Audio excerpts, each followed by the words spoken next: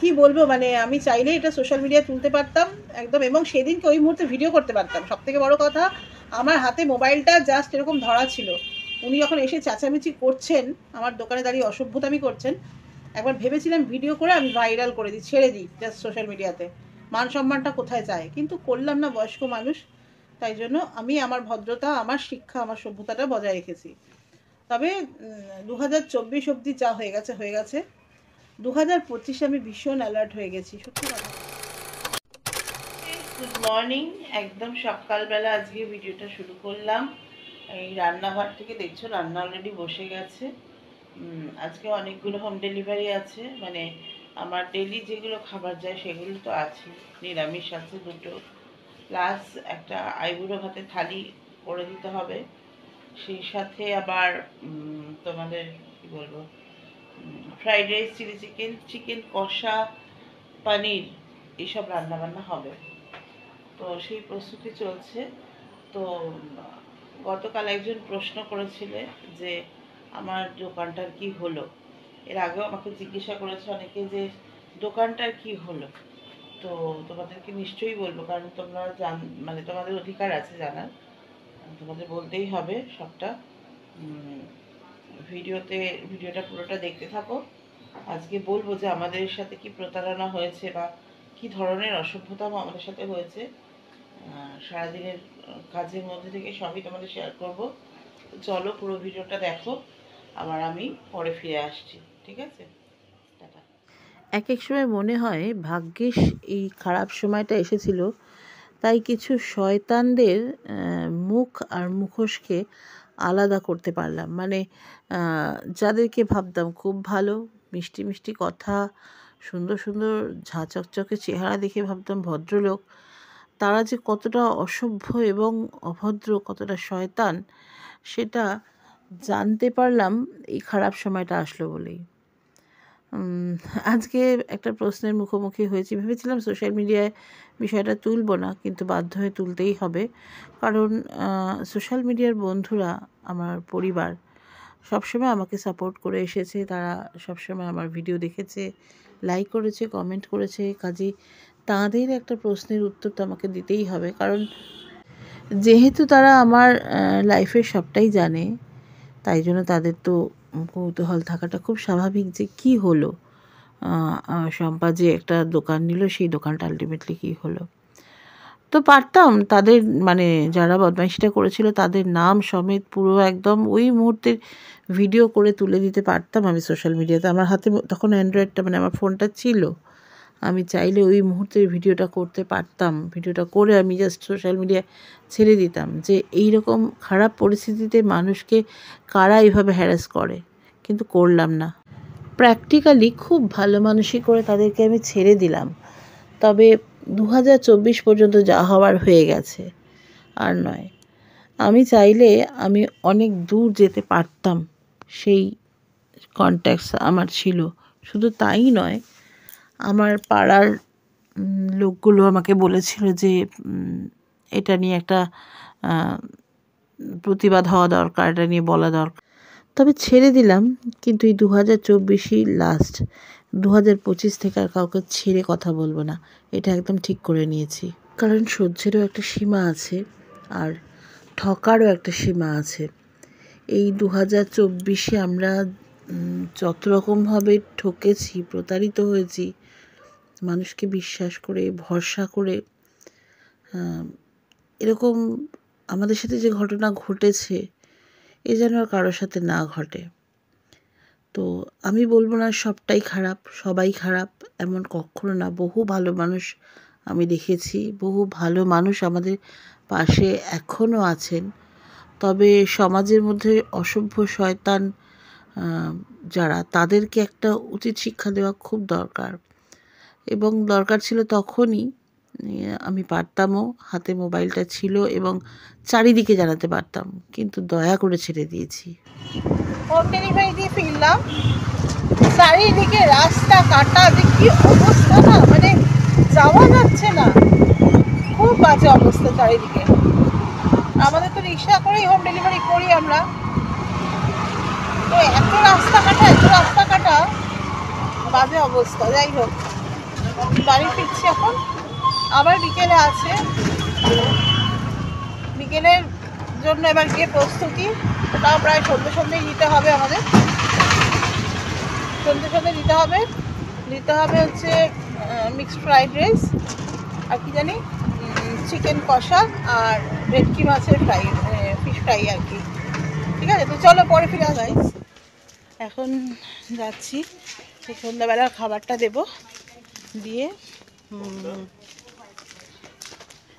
এই যে অর্ডার করাবে, এটা পাড়াই কাছাকাছি অর্ডার রয়েছে পাশেই, দিয়ে আমরা আরও একটা জায়গা যাবো একটা দরকারে, সেটা পরে বলবো তোমাদেরকে, এখন বলছি না, ঠিক আছে।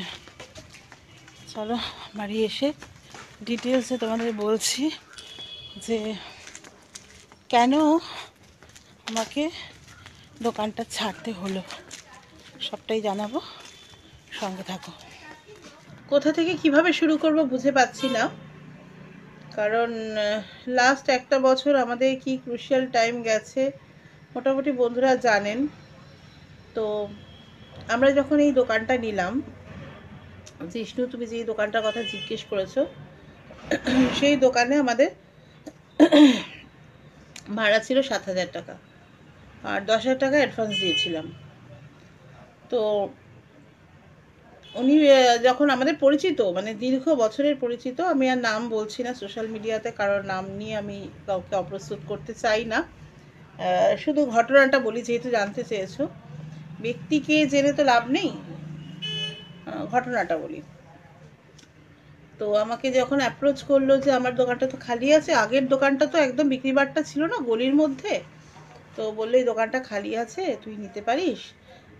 বললাম ভাড়া কত, বললো 7,000, আগেরটাও 7,000 ছিল। তো আমি রাজি হয়ে গেলাম, 10,000 টাকা অ্যাডভান্স, এবং তৎক্ষণাৎ আমি 50% অ্যাডভান্স, মানে 10,000 টাকা অ্যাডভান্স, 5,000 টাকা আমি মানে পজিশানটা আমি জানতাম যেহেতু আমার পাড়ার মধ্যে, আমি রাজি হয়ে যাই এবং 5,000 টাকা সঙ্গে সঙ্গে আমি অ্যাডভান্স করে দিই, আর বাকি 5,000 টাকা যেদিন দোকানে ঢুকেছি সেদিনকে দিয়েছিলাম। তো যাই হোক, দোকানটা তো নেওয়া হলো। তো তারপর আমাদের মেইনলি অ্যাকচুয়ালি তো আমরা আগস্ট মাসে আগের দোকানটা নিয়েছিলাম, আগস্ট মাস থেকে আমরা রুটি আর তরকারি করছিলাম, তিন চার রকমের তরকারি রাখছিলাম, একটা হচ্ছে চানা মশলা, ডিম কষা, চিকেন কারি, এরকম 3-4 রকমের তরকারি রাখছিলাম, তবে ঘুরিয়ে ফিরেও রাখছিলাম। এবার রুটিতে তো খুব বেশি প্রফিট থাকে না, সবাই জানেন, একটা 4 টাকার রুটিতে কত প্রফিট থাকতে পারে। আর তরকারিও, মানে প্রথম নতুন দোকান, খাবারের দোকান যেটা হয় প্রথম দিকে, মানে কিছু প্রেডিক্ট করা যায় না, কোনো দিন আমার 50টার কাছাকাছি রুটি হয়ে যাচ্ছে, কোনো দিন হয়তো 16টা রুটি বিক্রি হচ্ছে।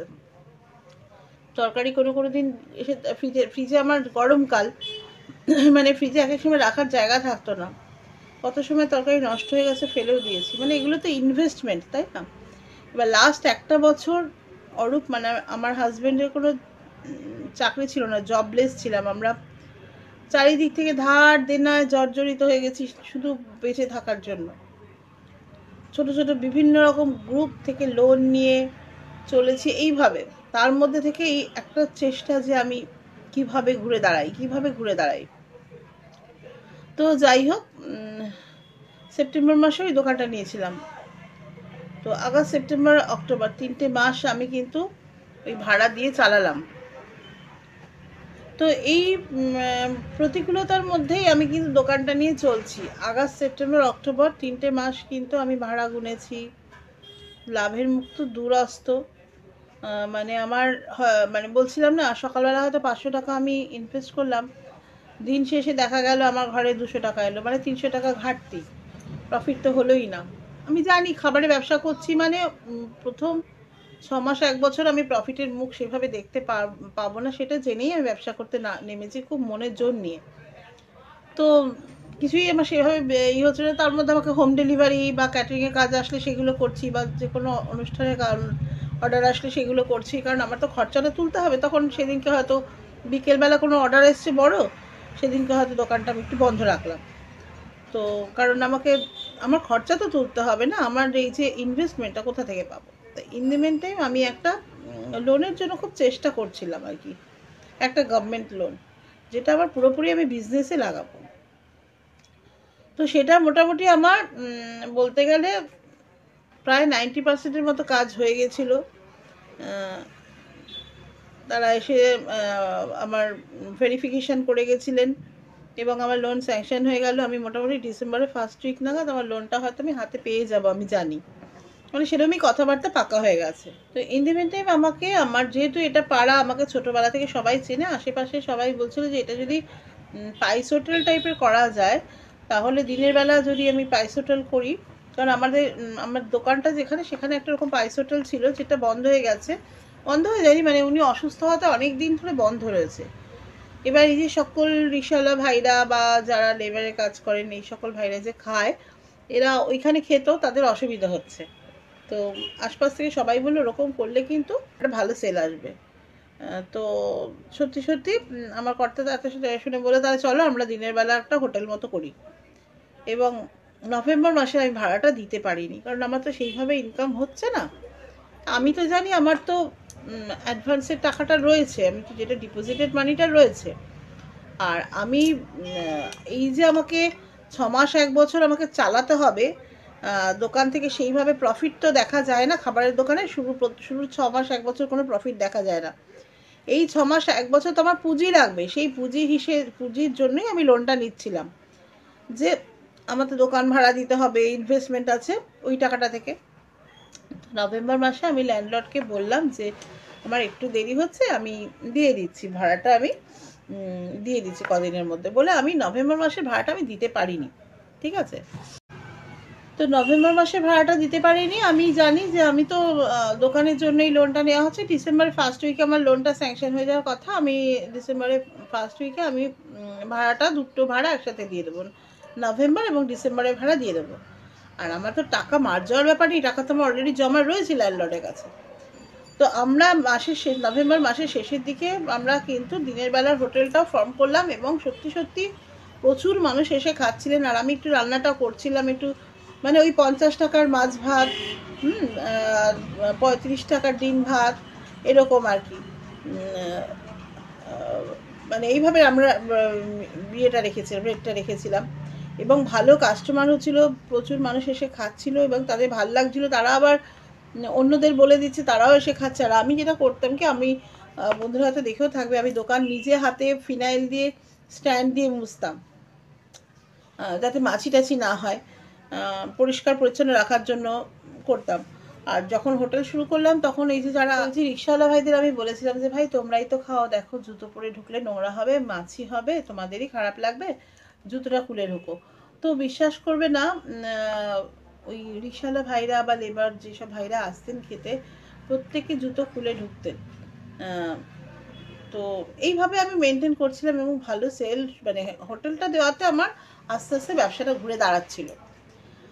তো 31 তারিখে, তো হঠাৎ করে 31 তারিখে ল্যান্ডলর্ড আসলো, এসে একদম মানে জুতো পরে, উনি জানেন কিন্তু যে আমি সবসময় বলি যে কাকু জুতোটা, যখন উনি আসেন, কাকু জুতোটা খুলে ঢুকুন। উনি জুতো পুরো ঢুকলেন, ঘরে ঢুকে বলছে, দোকানে ঢুকে বলছেন যে কি ব্যাপার, তুমি ভাড়া টাড়া দিচ্ছ না? আমি বললাম যে কাকু ভাড়া তো, হ্যাঁ আমার একটু অসুবিধা হয়ে গেছে, আমি দিচ্ছি আপনাকে, সামনের সপ্তাহে আমি দিয়ে দিচ্ছি। না না, সামনের সপ্তাহে বললে হবে না, এরমভাবে হয় না। আমি বললাম যে কাকু আমার তো, আপনার টাকা তো মার যাচ্ছে না, আমার তো টাকা একটু জমা রয়েছে, আমি তো আপনার টাকা নিয়ে পালিয়ে যাচ্ছি না, আমি সামনের সপ্তাহে আপনাকে ভাড়াটা, দুটো ভাড়া একসাথে দেবো।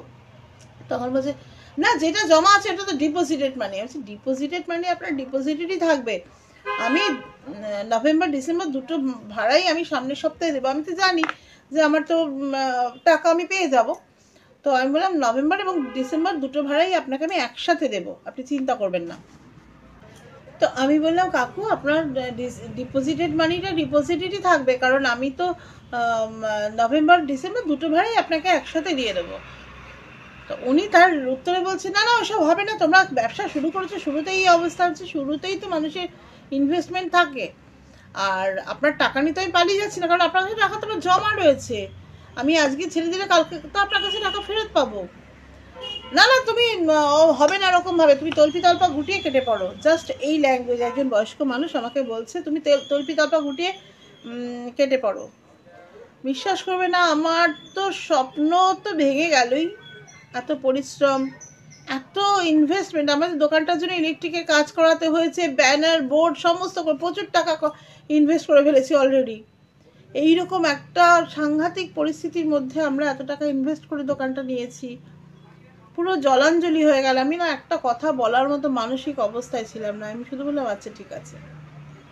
আমি চাইলে আমার সোশ্যাল মিডিয়াতে আমি জানাতে পারতাম, তাতে ওরা লজ্জায় পড়তো। কারণ আমি এবং তারপরে আমি যেটা করলাম, দুদিনের মধ্যে আমি একটা মানে ওই দোকানে যে বড় টেবিলগুলো রাখতে তো হবে, কোথায় রাখবো, ওখানে আমার পাড়া, এটা তো আমার পাড়া, ক্লাবে গিয়ে বললাম। ক্লাবে বললো তুই কেন ছেড়ে দিলি, কেন কথা দিয়ে দিলি, তুই ছাড়িস না, আমরা দেখছি। আমি বললাম না, কিচ্ছু করতে হবে না। কারণ সত্যি কথা বলতে কি, আমার একটা দিন এইসব করা মানে কাউন্সিলরের কাছে ছোটা, পাড়ায় ক্লাবে ক্লাবে চিঠি দেওয়া, জানানো, এসব করতে গেলে আমার জীবন যুদ্ধটা থেমে যাবে। আমার তো প্রতিদিনের তো হোম ডেলিভারি আমি বন্ধ করতে পারবো না, আমার কাজগুলো তো করতে হবে। আমার ওই তো সময় নেই এদের পেছনে আমার মানে সময় নষ্ট করার মতন। তো হ্যাঁ, আমার কাছে সহজ রাস্তা ছিল, আমি একদম নাম ধরে অ্যাড্রেস ধরে সমস্ত সোশ্যাল মিডিয়াতে তুলে দিতে পারতাম, কিন্তু সেটা আমি করিনি। কারণ এদেরকে, সবথেকে বড় কথা, আমরা এখানকার বহু পুরনো বাসিন্দা। তখন মানে একদম ফাঁকা মাঠ ছিল, এখানে বাঁশবন ছিল, বাঁশঝুড়ি মানে বাঁশবন প্রচুর তখন। সেই সময়কার মানুষ, আমার বাড়ির সবাইকে এরা চেনে, এবং এতদ অঞ্চলে আমার ফ্যামিলি, আমার বাড়ির একটা সুনাম আছে। আমার মামার বাড়ির, আমার মামাকে চেনে, মামাদেরকে সকলে চেনে, মানে মামার বাড়ির সকলকে চেনে, আমার বাবাকে নামে মানে নামে চেনে, আমার বাবা কাকা, এখানকার আমরা মানুষ, জন্মকর্ম সমস্ত কিছু এখানে। তা সত্ত্বেও জানে আমি এরকম বিপদের মধ্যে আছি, মানে অন্তত একটা, আমার টাকা মেরে দেওয়ার তো কোনো জায়গায় নেই, টাকা তাদের কাছে জমা রয়েছে, অন্তত পক্ষে মানবিকতার খাতিরে তো পারতো যে আমাকে একটু সময় দিতে। কারণ সবে শুরু করেছি, একটা ব্যবসা দাঁড় করাতে তো সময় লাগে। আমি তো বলছি আমি দিয়ে দেব, তো কোনো কথাই শুনলো না। আমি কিন্তু অসভ্যতামটা করলাম না, আমি ছেড়ে দিলাম। কারণ বয়স্ক মানুষ, দীর্ঘদিনের পরিচিত, বাবাকে চেনে, আমার বাবাকে খুব ভালো করে চেনে, বাবাও ভালো করে চেনে, তাই জন্য মানে ছেড়ে দিলাম, কিচ্ছু বললাম না। আর আমার সত্যি কথা বলতে গিয়ে সেই সময়ও নেই, সেই ধৈর্যও নেই। তো আমি 3 তারিখে ছেড়ে দিলাম, মানে 31 তারিখে আমাকে ওরকম বলে গেছে, অপমান করে গেছে, মানে ঢুকে চিৎকার চেঁচামেচি করে। এবার আমি যখন ইলেকট্রিকের হিসেব টিসেব করতে গেছি, 3 তারিখে ছেড়ে দেবো, 3 তারিখে যখন কথা বলতে গেছি, আমাকে বলছে এই 3 দিনের ভাড়াটা দাও। আমি তখন বাধ্য হয়ে বলেছি, তখন আমি খুব রেগে গেছি। আমি খুব সাবধান, আপনি বলছেন কথাটা, আপনি 5 জনকে রেখে জিজ্ঞেস করুন তো, আমি তাহলে পাড়ার সকলকে ডাকি, আমি পাড়ার সকলকে ডাকি এবারে। আপনি আমাকে 31 তারিখে বলেছেন আমার 2 দিন সময় লাগবে না, আমার জিনিসগুলো সরাবো যে। আর আমার ফ্ল্যাটের দরজাটা এতটা ছোট, আমার এই বড় টেবিলগুলো ঢোকে, আমার পাড়াতে ক্লাবে রেখেছি আমি টেবিলগুলো, পাড়ায় সবাই জানে। আমি চাইলে অনেক কিছু করতে পারতাম, কিন্তু কিচ্ছু করলাম না, চুপচাপ ছেড়ে দিলাম। তো এই হচ্ছে বিষয়। এখন হোম ডেলিভারিটা তো আমার রেগুলার বেসিসেই চলছে, হোম ডেলিভারি, সেই সাথে আমার ক্যাটারিংয়ের টুকটাক কাজ চলছে, এই আর কি। বন্ধুরা জানতে চেয়েছিলে যারা, তাদেরকে জানালাম ঘটনাটা কি হয়েছিল। তো আমার ঘরে তো রাখার জায়গা নেই, ফ্ল্যাটটাও ছোট, একটা টেবিল বাড়িতে নিয়ে এসেছি, আরেকটা টেবিল ওই যে দাদা কাশিদা ভ্যানে করে জিনিসপত্র আমাদের দোকানে সব শিফট করিয়েছিলেন, ওই কাশিদাকে দিয়ে দিলাম একটা বড় টেবিল। আর একটা বড় টেবিল আমাদের পাড়ার ক্লাব ঘরে রেখে দিয়েছি। পরবর্তীকালে যদি আমি আমার কিছু করতে পারি, জায়গা দোকান টোকান করতে পারি নেব, নাহলে ওটা ক্লাবকেই দিয়ে দেবো। এই হচ্ছে বিষয়। তো